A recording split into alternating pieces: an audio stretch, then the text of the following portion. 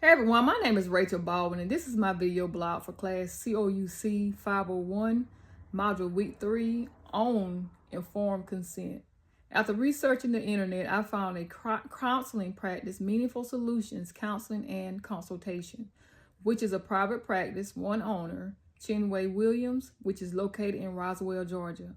This type of practice I like eventually to have of my own, eventually contracting a team. We are going to briefly discuss the professional disclosure and informed consent for Meaningful Solutions, which must be established and discussed before conducting any session with a client. The packet is 7 full pages and 10 to 12 different sections as follows: about the therapist's approach to counseling, benefits and risks to counseling, confidentiality, which includes a section on times when the law requires me to share things, consultation with other therapists, confidentiality concerning television and filming, confidentiality concerning insurance, use of technology, working through children and families, which is dual relationships, the legalities and ethical standards when conducting these types of services, including working with minors, and divorce cases, a section on fees, payments, and insurances, emergencies and crisis situations, and filing grievances.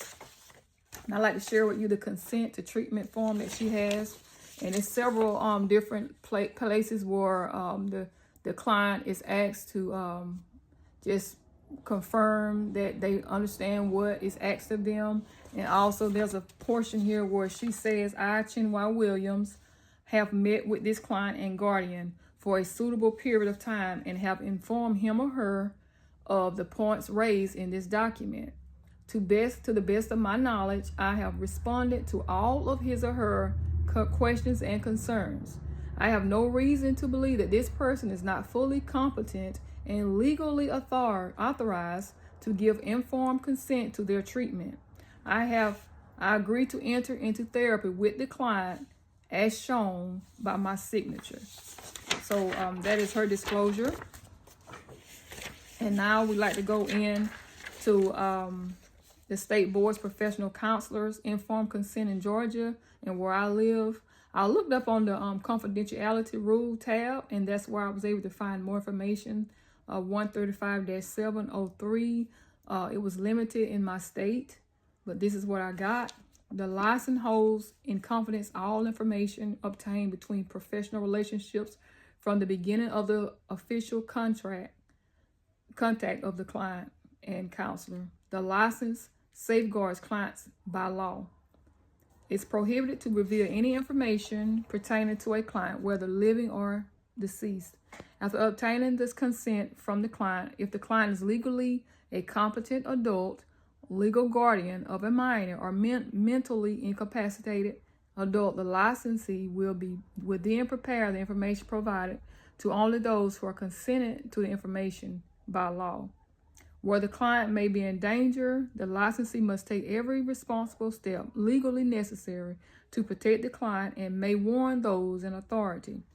Electronically recording sessions with the clients, there must be a written informed consent from each client and having a third party sit in sessions. Failing to store or dispose of client records in a way that violates the client's confidentiality. Failing to disguise adequately the identity of a client when using material derived from a counseling relationship for purposes of training or research. And I did see all this in Meaningful Solutions, the consent that have to sign for technology, for the use of phones.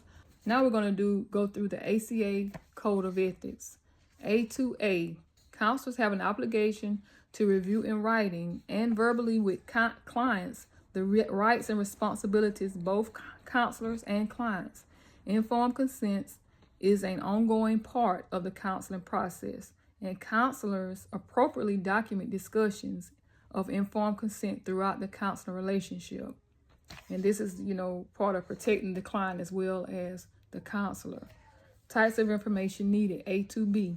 Additionally, counselors inform clients about fees and billing arrangements, including procedures for non-payment of fees. Clients have the right to confidentiality, and to be provided with an explanation of its limits, including how supervisors and treatments of interdisciplinary serve clients. Release of confidentiality information, as B, 5, and C. When counseling minors, clients, or adult clients who lack the capacity to give voluntary consent to release confidential information, counselors seek permission from an appropriate third party to disclose information. In such instances, counselors inform clients consistent with their level of understanding and take appropriate measures to safeguard client confidentiality. And I did see that consent form as well, as far as protecting the client when with third parties, anything or anybody outside of the consultation, confidentiality, there's consents that's being signed. Based on information that I have provided to you, Meaningful Solutions is in compliance with the ACA Code of Ethics, as well as the standards of the Georgia State Board of Counseling in Georgia.